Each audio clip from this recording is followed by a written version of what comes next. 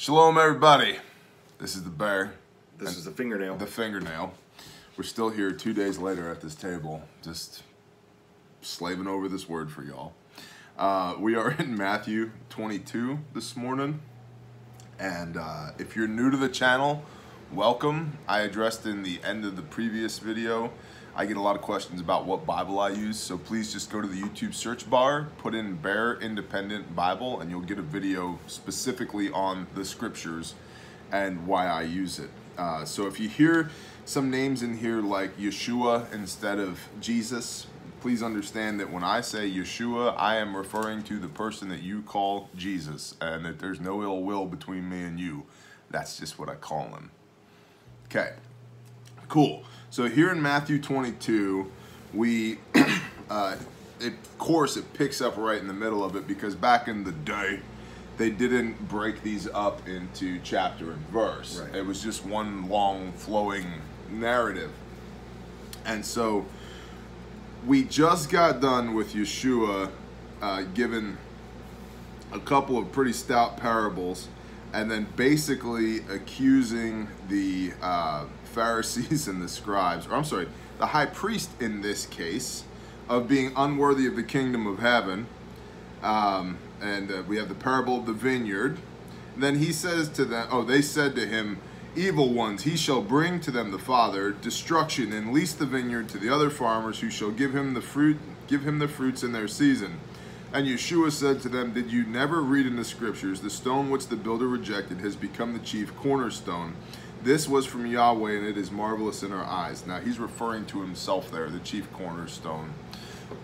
So, because of this, I say to you, the reign of Elohim shall be taken from you and given to a nation, bringing forth the fruits of it.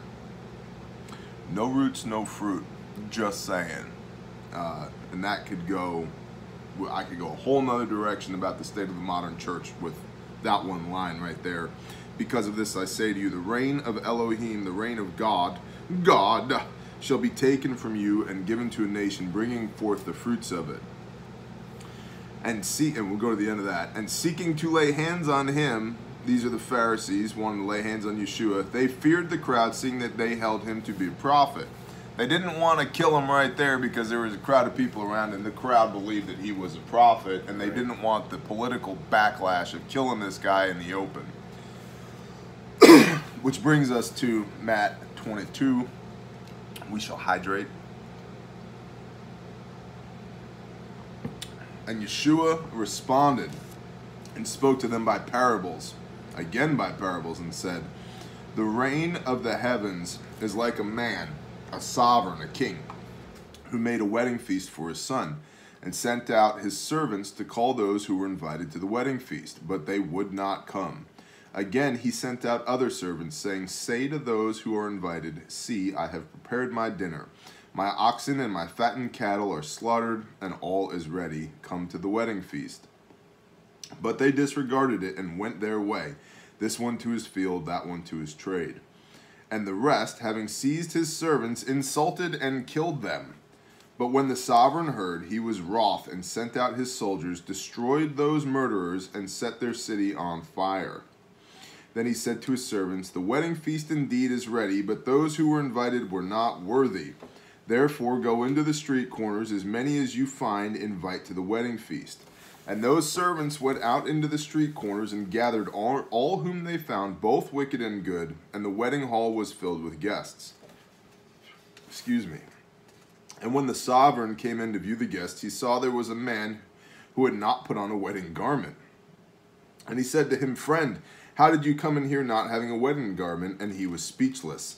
Then the sovereign said to the servants, bind him hand and foot, take him away, and throw him into the outer darkness. There shall be weeping and gnashing of teeth.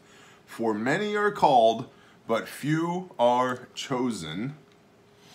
Then the Pharisees went and plotted how to trap him in his words. Now, we're going to stop right there just for a moment and hit this parable first before we go any further. So we know from the parable of the vineyard that the servants are the prophets. And in the parable of the vineyard, the son is Yeshua, and the farmers are the Pharisees, and the vineyard is the heavens, the kingdom of Elohim. Okay, so here in this parable, The reign of heavens is like a man, a king, who made a wedding feast for his son. Okay, so full stop right there. We know that portion of the parable. The reign of heavens is like this king who made a wedding feast for his son. Okay. And he sent out his servants. Well, his servants are the prophets, right?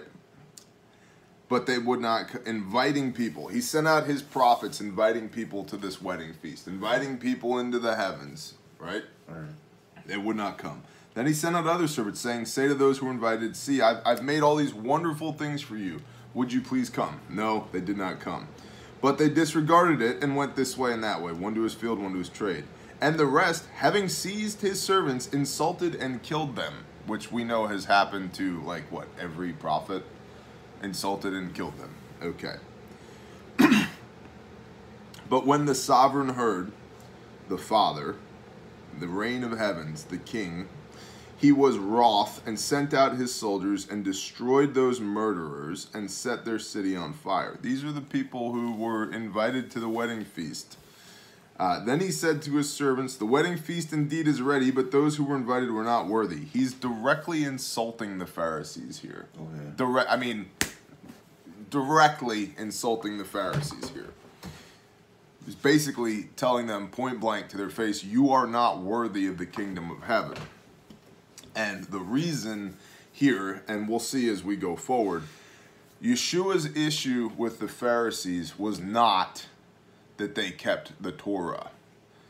It was that they did a crap job of keeping the Torah and that they had added so much to the Torah that it became a burden, that it was impossible to keep. And in fact, we're going to see that straight from his mouth in the next chapter. That's not my interpretation of it. That's straight out of the mouth of Messiah. So Yeshua tells the Pharisees, you're not getting in, bro. And they're pissed. They're not happy about this. And those servants who went out into the street corners and gathered all whom they found, both wicked and good, and the wedding hall was filled with guests. Okay. Therefore, go into the street corners, as many as you can find, and invite to the wedding feast. Okay, that could be a parallel to the Great Commission, right? Mm-hmm. And when the sovereigns came and viewed the guest, now the wedding hall is full, right? But now here's the twist here. The sovereign, the king, comes, and he comes in to view the guest, and he saw there was a man who had not put on his wedding garment. And he said to him, friend, how did you come in here not having a wedding garment? And this guy was speechless. Then the sovereign said to the servants, bind him hand and foot, take him away, and throw him out into the outer darkness.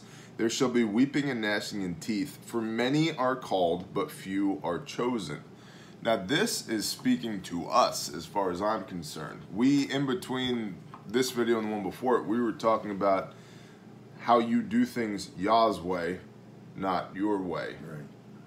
This guy didn't do the things. He showed up for the wedding feast, but he didn't dress for the wedding. He did not prepare for the event. He had not done the things. He just showed up and tried to get in. And rather than just being lovingly accepted in, Uh-oh. Nuh-uh. You're stepping on toes now. Uh-oh. That's my job, bro. That's what I do. I just read this word. Rather than being lovingly accepted in, the sovereign. Who's the sovereign here? The reign of heavens is like a man, a sovereign, who made a wedding feast for his son. That the analogy to his son should be obvious. That's Yeshua. So who's the sovereign? Father Yah. Mm-hmm. So the Father said to the servants, bind him hand and foot, take him away, and throw him out into the outer darkness. There shall be weeping and gnashing of teeth, for many are called, but few are chosen. You don't do this your way. You don't pick and choose. You don't develop an amalgamation of things that feel good that you pretend are in service to the Father. You're either in service to the Father or you're not. Right. We just talked about two of Aaron's sons who were consumed by fire by Yahweh because they got drunk and brought the wrong incense. That wasn't a slap on the wrist. Stop it, guys. Use the right incense next time. Done. Done. Erased from the face of the earth that quick. It matters. It matters. That's exactly right. It matters. There are particulars, and that's why when the Father says, "You will do these for all your generations," yes, sir. Yes, sir. I will, to the best of my ability, not abusing the grace of the atoning sacrifice of Yeshua Messiah. It's not about, Paul's like, shall we sin all the more so that grace may abound? No, God forbid. No, we don't abuse the grace. But it's there for us if we do make a mistake. If we do mess up, it's there for us. And every one of us should be thankful, deeply thankful for that fact. But that doesn't mean that we don't try to do the things that the Father tells us to do. We don't try and get dressed for the wedding. You don't just show up looking like a slob on the day of the wedding feast. And again, the analogy here between the bride and the bridegroom is obvious, right? We are the bride, the church is the bride. The bridegroom is Yeshua. When he comes back and we have this wedding, we don't just show up on the day of the wedding having done zero preparation for the wedding. Right. That's the parable of the 10 virgins, right? Like, you need to be ready when the bridegroom shows up. And if you're not, if you've just been playing, if you've not been doing the things, the Father, there's no, the reign of heavens is for everybody. No, for many are called, but few are chosen. That's straight up biblical, out of the mouth of Messiah, describing his Father and the reign of the heavens. That's not me saying that. That's Yeshua. That's Jesus saying that, which is why I implore people to just please read your Bibles. Right. Please just read your Bibles. Don't take my word for it. Take the Father's word for it. Okay. Then the Pharisees went and plotted how to trap him in his words. And they sent him, their taught ones, with the Herodians, saying, "Teacher, we know that you are true and teach the way of Elohim in truth. And it does not concern you about anyone, for you are not partial to any man. Then say to us, what do you think? Is it right to pay taxes to Caesar or not?" But knowing their wickedness, knowing that they were trying to trap him, Yeshua said, "Why do you try me, you hypocrites? Show me the coin of the tax." And they brought him a denarius, which is a small silver Roman monetary unit. Okay?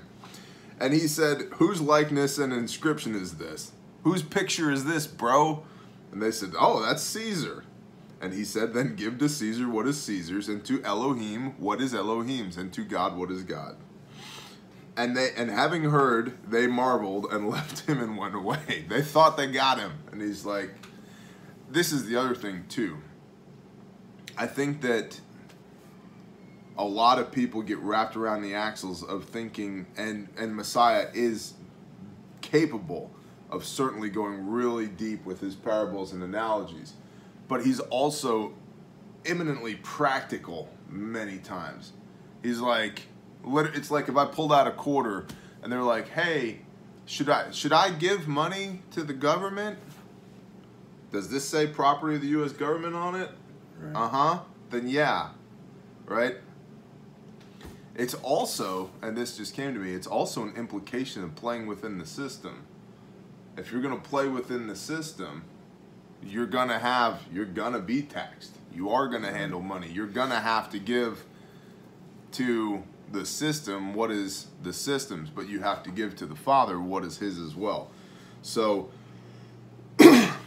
okay. On that day, the Sadducees, you know why the Sadducees are sad?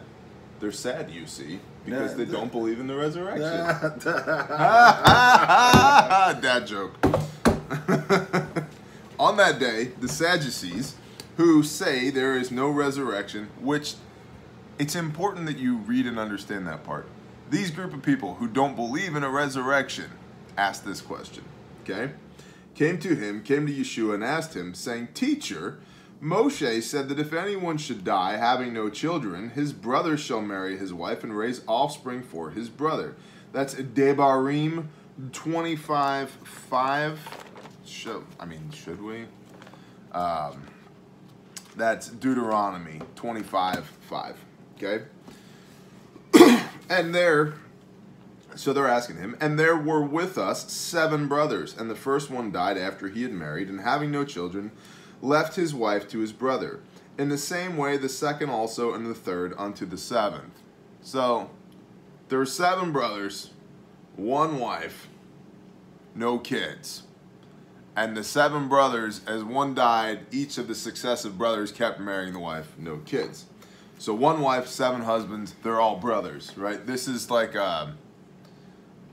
quite a hypothetical question. They're trying to tie Messiah in knots. And last of all, the woman died too. At the resurrection then, whose wife of the 7 shall she be? For all had her. Okay, remember, they're asking Messiah a question about resurrection. They don't believe in resurrection. There's clearly no instructional motivation here. They're not looking for clarification on the issue. They're trying to trap him in his words.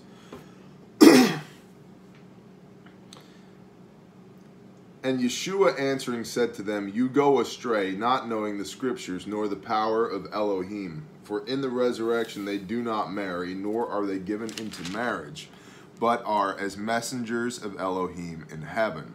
And concerning the resurrection of the dead, have you not read what was spoken to you by Elohim, saying, I am the Elohim of Abraham, the Elohim of Isaac, and the Elohim of Jacob, which is Exodus 3:6. Yet again, I love it when Messiah quotes the Torah. Mm-hmm. He didn't teach, that was done away with, that was nailed to the cross. Then why does he keep saying it over and over and over again in his own words with his own mouth? Elohim is not the Elohim of the dead, but of the living. And when the crowds heard, they were astonished at his teachings. But the Pharisees, having heard that he silenced the Sadducees, were gathered together. They're like, oh snap, he shut up them Sadducees, we'll see if we can get him again. And one of them, one learned in the Torah, did question, trying him, and saying, Teacher, which is the greatest command of the Torah? And Yeshua said to him, You shall love Yahweh your Elohim with all your heart, with all your being, and with all your mind, which is Deuteronomy 6:5. This is the first and greatest command, and the second is like it, you shall love your neighbor as yourself. Now, I think it's entirely important to stop right here. Well, we'll say this. On these 2 commands hang all the Torah and the prophets. So this is straight up teaching from Yeshua. These guys who are learned about the Torah are trying to trap him. Hey, teacher, what's the most important thing? Well, he nails it. Obviously, right? Like, Messiah came here to instruct us literally and figuratively as to how to run our lives, how to conduct ourselves. And he sums it all up in these 2 things. Love the Lord your God with everything you've got, and love your neighbor as yourself. Now, I have heard it taught and preached in churches for my entire life that we have the Old Testament doctrine here of you shall love the Lord your God, and then we have this new command from Messiah, love your neighbor as yourself. The problem is, flip to Leviticus 19:18.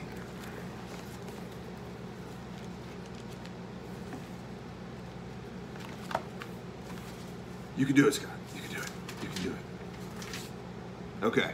Leviticus 19:18, which, by the way, is in the Old Testament also, this portion of it, the Torah. Do not take vengeance or bear a grudge against the children of your people, and you shall love your neighbor as yourself. I am Yahweh. That comes straight from Yahweh. And you shall love your neighbor as yourself. I am Yahweh. Okay? So, and you know, just because we can, we'll go to Deuteronomy 6:4, which is the Shema Yisrael, Yahweh Eloheinu, Yahweh Ahad. Hear, O Israel, Yahweh is one. Yahweh is our God, Yahweh is one. Deuteronomy 6:4. Come on, fingers, do the things. You can do it. Yay, nerve damage in the hands. There we go. Deuteronomy 6:4. And these are the words, right? Here we are. I'm sorry. These are not the words. Hear, O Israel, Yahweh our Elohim, Yahweh is our Elohim, Yahweh is one. And you shall love Yahweh your Elohim with all your heart and with all your being and with all your might. And these words which I am commanding you today shall be in your heart, and you shall impress them upon your children, and shall speak of them when you sit in your house, and when you walk by the way, and when you lie down, and when you rise up. And you shall bind them as a sign upon your hand, and they shall be as frontlets between your eyes. And you shall write them on your doorpost and on your house, the doorpost of your house, and on your gates. Okay. So, this was known. Like, the Shema was known. Love the Lord your God with everything you got. Like, I have a little scroll on my door, sent to me by Brother Dahl, bless you, brother, pinned up right outside my door right there. I have it on my gates. I have it written underneath the bill of my hat. Yeah. I have it, Brother Ken made me a piece of leather work that goes around my right wrist that has Deuteronomy 6:4 on it, right? I'm doing these things because, but they're all reminders of, hey, you do these things.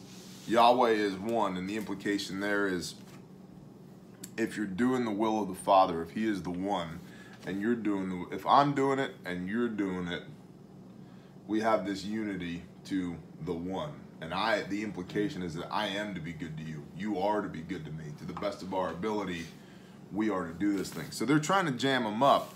But this, you shall love your neighbor as yourself. I have heard this taught repeatedly in the modern church, that this was a new command from Messiah and a balancing of the Old Testament with the New Testament.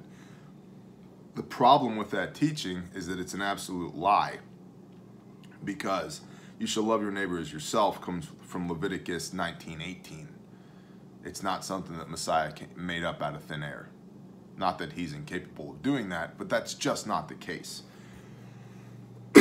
On these two commands hang all the Torah and the prophets. And when the Pharisees were gathered together, Yeshua asked them, saying, what do you think concerning Messiah? Whose son is he? And they said to him, the son of David. He said to them, how does David in spirit call him master? Saying, then how does David in spirit call him master? Saying, Yahweh said to my master, sit at my right hand until I make your enemies a footstool of your feet. Which is Psalms 110:1. And if David calls him master, how is he his son? And no one was able to answer him a word, and from that day no one was bold enough to ask him any more questions. He's like, take that, bro. The implication being here is, Yah made flesh in Yeshua Messiah, that he's capable of being the son of David and also David's master, because you've got the creator of everything that was ever made, including us, embodied in this physical body that came from the line of David. Right. And, in fact, at the genealogy at the beginning of Matthew, I had always thought, that's so cool that our Messiah is descended from the line of or the line of David, because David was totally B.A., giant killer, just doing the things. He was a king, and and he had his issues, right? But David was a cool guy. I was like, that's cool. Then I really read, because I tend to skip through names, because, keep it in your mouth. I tend to skip through the names, but I was reading one day, and it occurred to me that where Messiah comes through the line of David is through Uriah the Hittite's wife, who David put in a poor spot on the battlefield so that he'd become a pincushion of arrows, so that he could have his wife. Yep. It's out of that union that we get the Davidic bloodline of Messiah, which just continues to prove the point that it doesn't matter who you are or where you come from or the circumstances of your life, the Father can and will use you. Yes. Okay, your dad got killed in battle and your mom was like a little hookerish and hooked up with the king because the king was this mighty man of Yah, which he was, but he was also like, you know, he had this huge fornication streak that he was dealing with. Can the Father use that? Yeah, to redeem the entire world. Absolutely. So whatever the circumstances around your life are, it ain't nothing. But like, you don't understand. I come from no, I do understand. You know, I'm just saying when people come with that, you go, well, he could never use me because or he could never forgive me, or he could, no. Yeah. It's not the case. That's the amazing thing. Drummer in a satanic metal band. Okay? And I wrote all the lyrics. All of them. And half of the guitar lines and did backing vocals. I mean, I wasn't just there. I was a driving force in this band. Yeah. Here I am reading his word. He continuously stretches his hand out to you. All you got to do is take it. Like, you can't, I have proved this in my life. You cannot get far enough away from the Father that he stops caring about you. Like, it's not possible. All you got to do is turn. If you turn and you ask him, he will turn his face to you, and you can reestablish that connection. And you can be the lowest street urchin, have the piss poorest existence that ever was, and the Father's like, yeah, I can build a nation out of that. Watch this. So it's not about you and what you're capable of. It's about him and what he's capable of. All you got to do is get in line with him and his will for your life. And then it doesn't matter who you are or where you came from or the circumstances around all the terrible things that have ever happened to you. All that, it matters, but all it does is inform your current situation. That's it. It's like no longer a factor because the Father is now in control. So, yeah, cool. We're going to do 23 as well. I love this chapter. Fair warning, I might get a little inspired on this chapter. Go ahead. Okay. Go ahead. All right, Dan. We need that white coat. I want you to smack me with that white coat. Like that guy, that preacher man. Benny. Yeah, there you go. Be healed. Okay. You ready? Go. Matt 2:3. Then Yeshua spoke to the crowds and his taught ones, saying, the scribes and the Pharisees sit on the seat of Moshe. Therefore, whatever they say to you to guard, guard and do. But do not according to their works, for they say and do not do. For they bind heavy burdens, hard to bear, and lay them on men's shoulders. But with their finger they do not wish to move them. And they do all their works to be seen by men, and they make their tephilim wide, and lengthen their tzitzit of their garments. And they love the best places at feasts, and the best seats in the congregations, and the greetings in the marketplaces, and to be called by men, Rabbi, Rabbi. But you do not be called Rabbi, for one is your teacher, the Messiah, and you are all brothers. And do not call anyone on earth your father, for one is your Father, he who is in the heavens. Neither be called leaders, for one is your leader, the Messiah. But the greatest among you shall be your servant, and whoever exalts himself shall be humbled, and whoever humbles himself shall be exalted. We're going to stop there just for a hot minute because we need a little bit of clarification.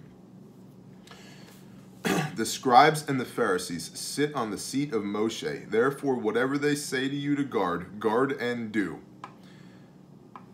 This is quintessentially important that you understand this. Yeshua, Jesus, spoke to the crowds and his disciples, saying, the scribes and the Pharisees sit on the seat of Moshe. Therefore, whatever they say to you to guard, guard and do it. Okay? They have the authority of Moses. Okay? They teach the Torah. Do the Torah. Guard and do the Torah. But do not do according to their works. This is a classic case of do as they say, not as they do. Okay?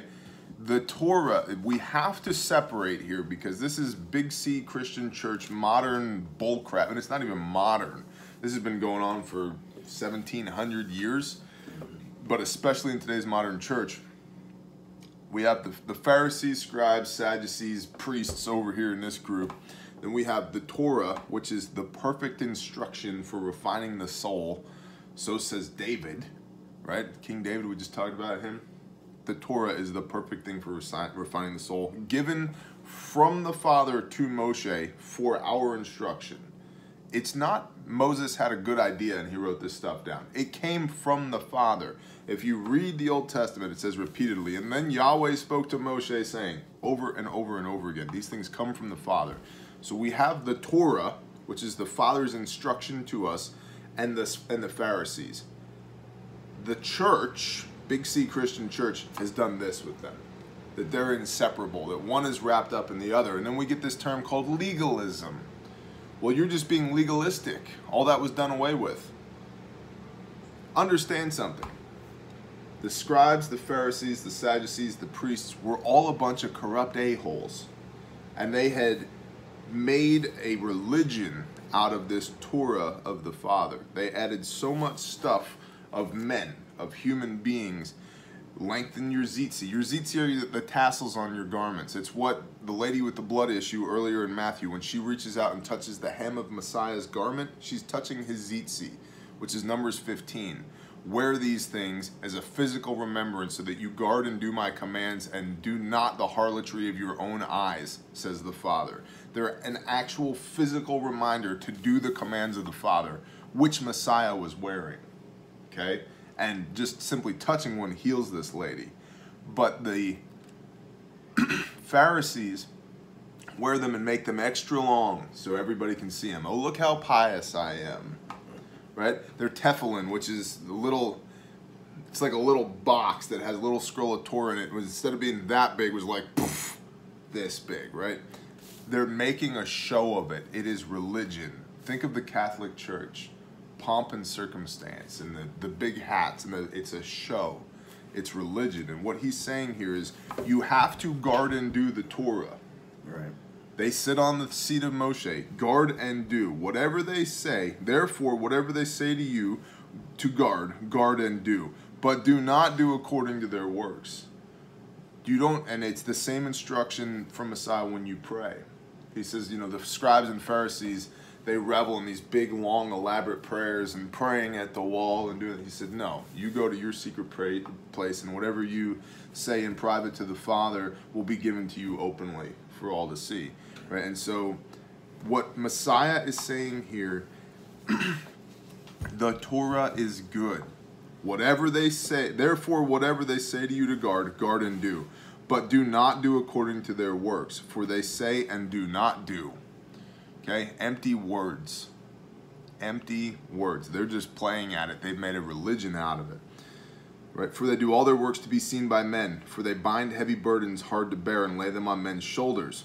But with their finger they do not wish to move them. Meaning that they could simply change.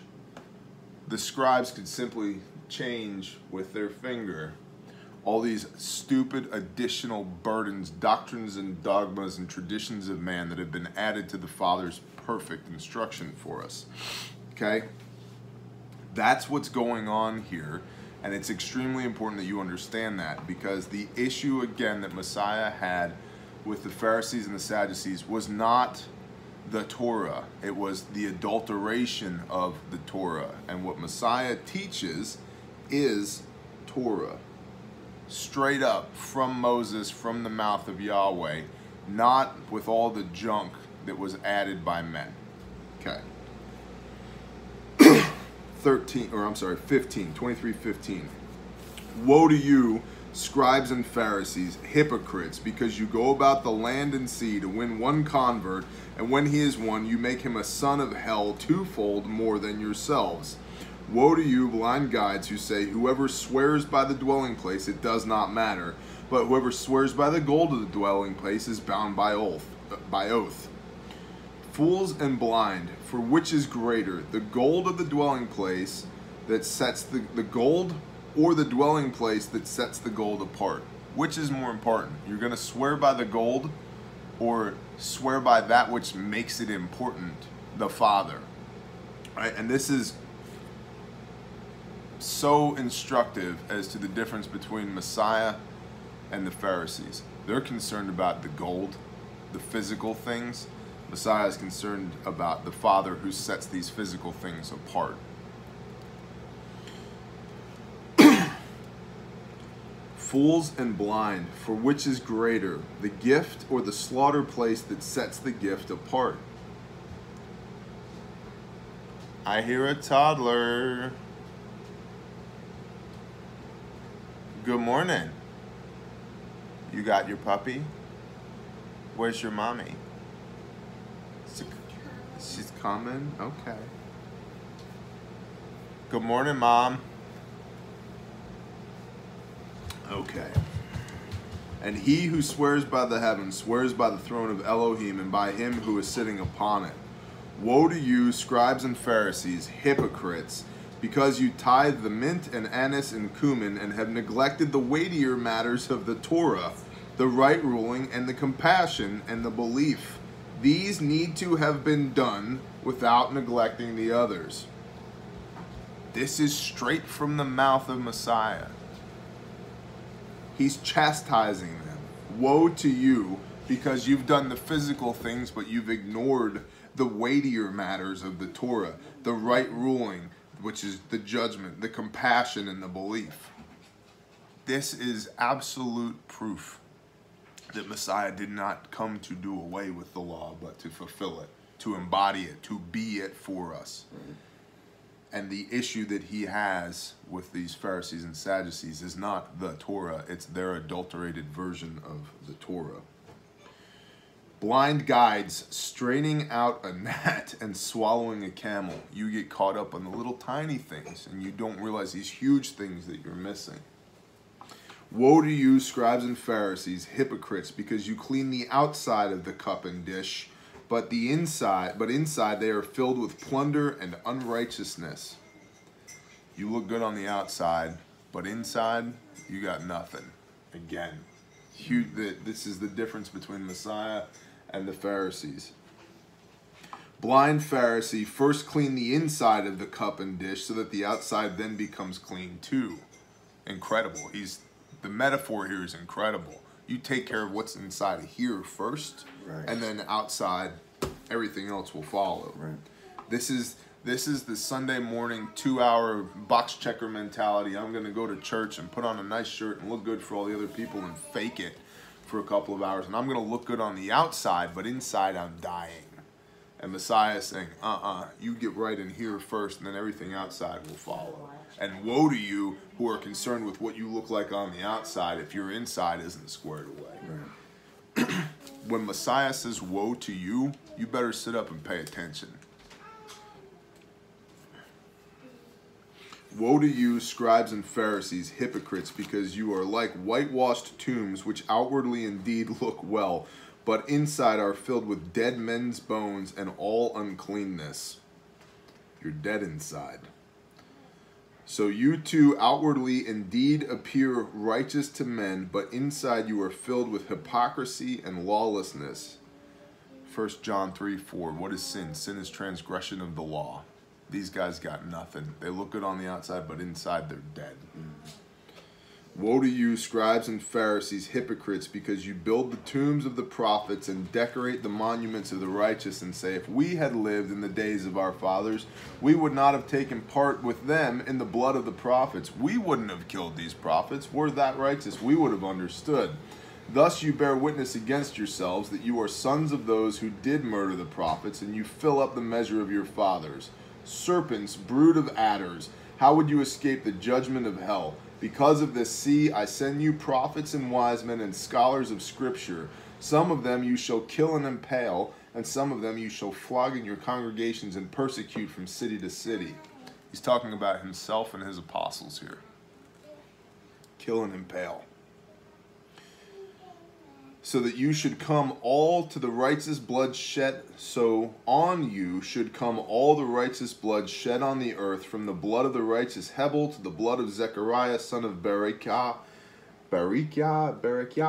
whom you murdered between the dwelling place and the slaughter place. Truly I say to you, all this shall come upon this generation. Jerusalem, Jerusalem, killing the prophets and stoning those who were sent to her. How often I wished to gather your children together, the way a hen gathers her chickens under her wings, but you would not.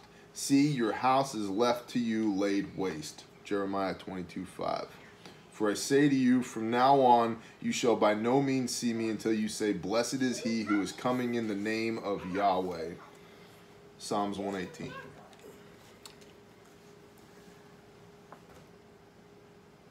Messiah just lays it all out. Like, if you look good on the outside, but you're dead on the inside, and you're calling that spirituality, you're calling that a relationship with the Father, no way. No way. And he says literally, better to clean the inside of the cup first so that the outside also becomes clean. I think that's deeply powerful. And I think that this chapter 23 paints a beautiful picture of the difference between Messiah and religion. Right. I don't do religion. People ask me, the people, tremendous. People ask me all the time, hey, what religion are you? I don't have one. I do what Messiah tells me to do. Here, in this book, this is what I do. You can call that whatever you want. Hebrew roots, okay? The way, okay? Messianic, whatever. I don't care. I don't care about what the labels of men are that speak to the thing is that I do. What I care is that Messiah said to do these things, so I'm going to do them. Yah said to do these things, so I'm going to do them. Good morning, honey. I love you. Good morning. And you can label it, call it whatever you want to call it. I don't care what men have to say about my relationship with my Creator and my Savior. I don't care. What I care is that I'm doing these things that He tells me to do. And clearly He cares that I do them. And He instructs us twice, 23:2, and then over here 23:23. Woe to you, scribes and Pharisees, hypocrites, because you tithe the mint and anise and cumin, and have neglected the weightier matters of the Torah, the right ruling and the compassion and the belief. These need to have been done without neglecting the others. Guard and do. Literally guard and do. I mean, Exodus 20, guard and do. The 10 Commandments, guard and do. And then from there, as the Torah continues to unfold and we have all this instruction and right ruling, guard and do, guard and do. Messiah continuously, guard and do. If you love me, keep my commandments. I and my Father are one. Guard and do. And so, I get passionate about this because I get so many people who tell me that what I do is legalism and I'm denying the grace. I'm like, I don't think you understand what legalism is. Legalism is looking good on the outside and being dead on the inside. Legalism is having traditions of man that you bind yourselves to and you ignore the weightier matters of the Torah. The right ruling, the compassion, right? You're not doing these things. And the belief. You're just going through the motions. That's legalism. You can go to a non-denominational Christian church and go through all the worship and praise and do the thing and hear the message and walk out of there dead inside. That's legalism. That's what Messiah is railing against. He would rather you be on fire for Him inside and in the middle of woods somewhere, and that can be church, and it is church, because the church I go to meets in the middle of the woods. But He'd rather you be totally on board and fired up and good on the inside doing these weightier matters of the Torah than to do the things that don't matter on the outside but be dead inside. And so what I do is not legalistic. What I do is my best to not abuse the grace of Messiah. That's what I do. And the vast majority of Christians don't get it. Frankly, that's okay. What does this say over here? For many are called, but few are chosen. Roger that. Because at the end of an age, it's not going to be a congregation that disagrees with me that's going to judge me when I stand in judgment. Mm-hmm. It's going to be Yahweh. Right. And all I need to hear is, well done, good and faithful servant. Right. You did my things. I told you to do these things, and you did them. Thank you. You saved lives. You led your family. You were a good brother. You were a good friend. Well done, good and faithful servant. Not, you know, you missed church a whole bunch of times. We didn't see you on Sunday. Don't care. And with that, that's Matthew 22 and 23. Thank you guys for being here. Thank you for being here. Appreciate you, brother. We're going to drink coffee and go fellowship. That's right. With like-minded brethren. Shalom, y'all. Shalom.